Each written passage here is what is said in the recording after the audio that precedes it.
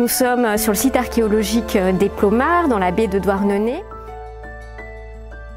Plus exactement, il s'agit d'un établissement gallo-romain spécialisé dans la fabrication de sauces de poisson. C'est un établissement qui a été édifié au début du IIe siècle de notre ère et qui a fonctionné jusqu'à la fin du IIIe siècle. C'est un édifice, comme vous le voyez, qui est bien construit.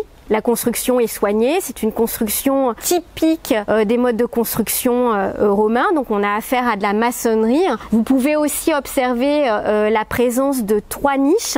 Donc dans ces niches, on suppose qu'à l'origine des statues avait été mise en place. D'ailleurs, une statue en marbre blanc représentant Hercule a été découverte. Cette statue est aujourd'hui au musée de Bretagne, donc on pense que voilà, cette statue proviendrait des Plomards. Ici, on peut parler véritablement d'usine, tant les quantités produites étaient importantes. Et surtout, le site de Plomards, c'est l'établissement le plus grand de ce type connu dans l'ouest de la Gaule. En fait, les osismes, donc le peuple antique qui occupait l'actuel Finistère, c'est justement spécialisé dans la production de ce type de ressources. C'est ce qui explique donc cette concentration d'établissements dans la baie de Douarnenez.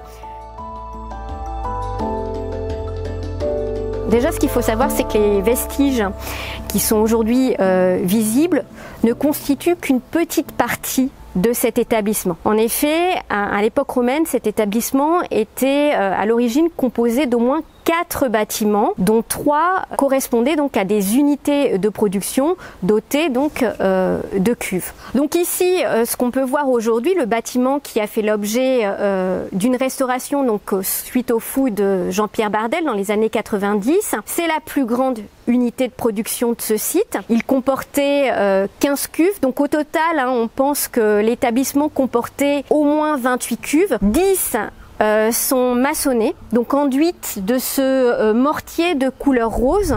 Ces cuves ont toutes la même dimension, elles font à peu près 3,60 m de côté pour 4 m de profondeur. À côté de ces 10 cuves, il y en a 5 qui ne sont pas maçonnées.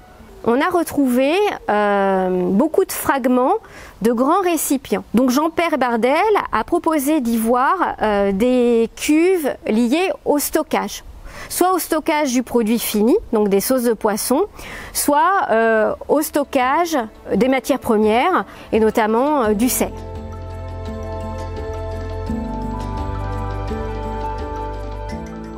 À l'époque romaine, il existe une grande variété de sauces de poisson.